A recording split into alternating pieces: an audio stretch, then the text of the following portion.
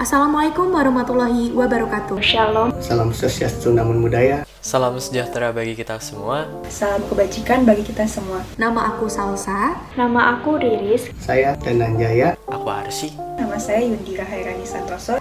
Kami dari kelompok 14 akan memberikan materi penjelasan mengenai Spannung Verhältnis. Langsung aja yuk.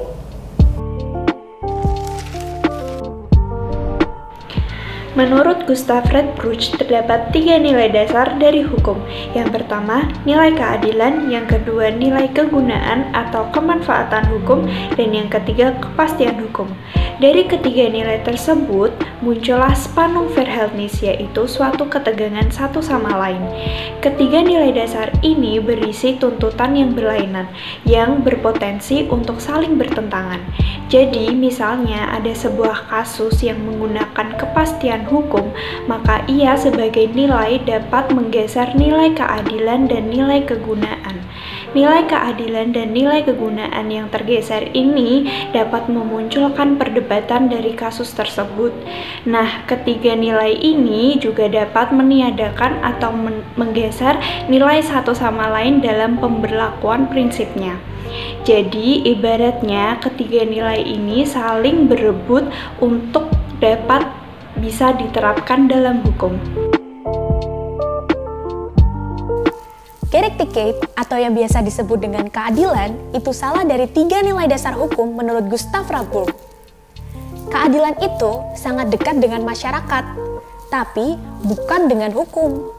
Makanya, hukum itu perlu untuk membuka diri terhadap budaya hukum suatu masyarakat mengenai tanggapan mereka tentang hukum, apakah itu adil atau enggak. Hukum juga harus dilunakan sehingga dapat mengayomi masyarakat secara lebih humanis.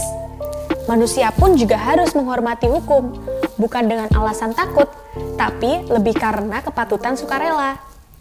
Nah, secara historis, awalnya menurut Gustav Redbruch, nilai kepastian hukum itu nempatin peringkat paling atas di antara nilai dasar hukum yang lainnya. Namun, setelah melihat kenyataan bahwa dengan teorinya tersebut di Jerman di bawah kekuasaan Nazi yang melegalkan praktek-praktek yang tidak berperi kemanusiaan selama masa Perang Dunia Kedua, dengan jalan membuat hukum yang mensahkan praktek-praktek kekejaman perang pada masa itu, Gustav pun meralat teorinya tersebut dengan menempatkan nilai keadilan menjadi posisi pertama di atas nilai dasar hukum yang lainnya. Nah, maksud dari keadilan itu sendiri adalah menuntut tiap perkara harus ditimbang tersendiri, yang artinya itu adil bagi satu orang, belum tentu adil bagi yang lainnya. Dalam mengukur sebuah keadilan, menurut Vance M. Wantu, mengatakan adil pada hakikatnya menempatkan sesuatu pada tempatnya dan memberikan kepada siapa saja apa yang menjadi haknya, yang didasarkan pada suatu asas bahwa semua orang sama kedudukannya di mata hukum, atau equality before the law.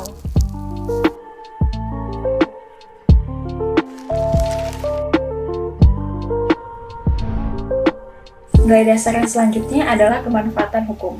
Penganut aliran utilitas menganggap bahwa tujuan hukum semata-mata untuk memberikan kemanfaatan atau kebahagiaan yang sebesar-besarnya bagi warga maupun masyarakatnya. Penanganannya didasarkan pada filsafat sosial, bahwa setiap warga masyarakat mencari kebahagiaan dan hukum merupakan salah satu alatnya.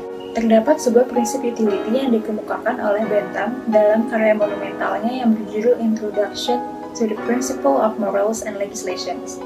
Dalam karya itu, Bentham mendefinisikannya sebagai sifat segala benda tersebut cenderung menghasilkan kesenangan, kebaikan, atau kebahagiaan, atau untuk mencegah terjadinya kerusakan, penderitaan, atau kejahatan, serta ketidakbahagiaan pada pihak yang kepentingannya dipertimbangkan.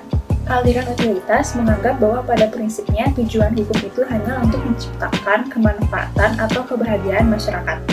Bentham berpendapat bahwa negara dan hukum semata-mata ada hanya untuk manfaat sejati, yaitu kebahagiaan mayoritas rakyatnya.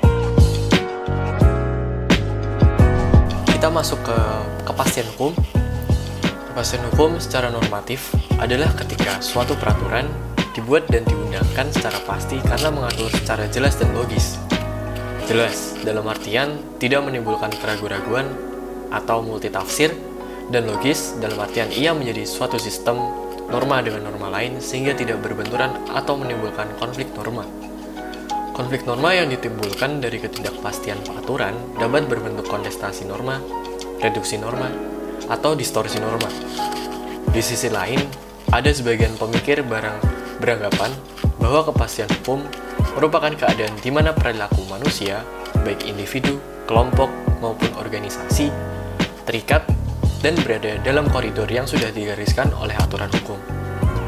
Secara etis, pandangan seperti ini lahir dari kekhawatiran yang dahulu kala pernah dilontarkan oleh Thomas Hobbes bahwa manusia adalah serigala bagi manusia lainnya, dengan kata Latin Homo homini lupus. Manusia adalah makhluk yang beringas yang merupakan suatu ancaman. Untuk itu, hukum lahir sebagai suatu pedoman untuk menghindari jatuhnya korban.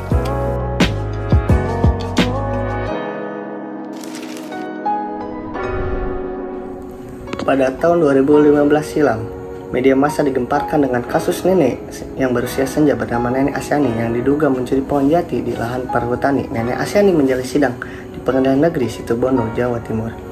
Beliau didakwa mencuri 2 batang pohon jati milik perhutani untuk dibuat tempat tidur. Namun beliau membantah dengan alasan batang pohon jati itu diambil dari lahannya sendiri yang berasal dari warisan almarhum suaminya 5 tahun yang lalu. Beliau dijerat pasal 12 Junto, pasal 83 ayat 1 Undang-Undang Pencegahan dan Pemberantasan Perusakan Hutan dengan ancaman 5 tahun penjara dan denda sebesar 500 juta rupiah. Nenek rentang berusia 63 tahun ini tak terima dengan vonis bersalah oleh hakim. Nenek Asyani divonis 1 tahun penjara dengan masa percobaan 1 tahun 3 bulan dan denda 500 juta rupiah. Walaupun putusan hakim lebih ringan dari tuntutan jaksa, yaitu 1 tahun 18 bulan penjara dan denda 500 juta.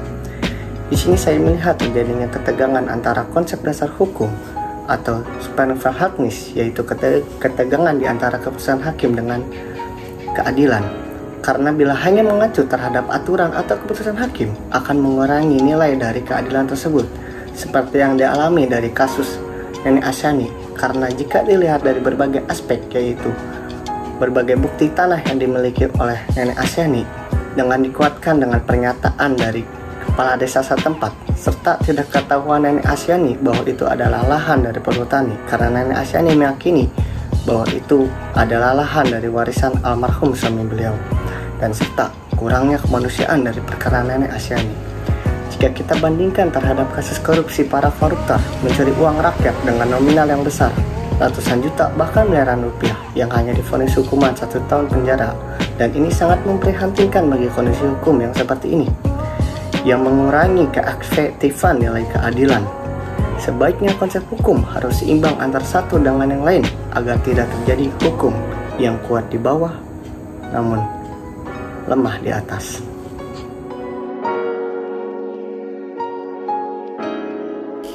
Sekian dari kelompok kami. Thank you. Jangan lupa like and share. Semoga ilmunya bisa bermanfaat bagi kita semua. Mohon maaf jika ada kesalahan kata. Wassalamualaikum warahmatullahi wabarakatuh. Terima kasih. Thank you semua. Thank you.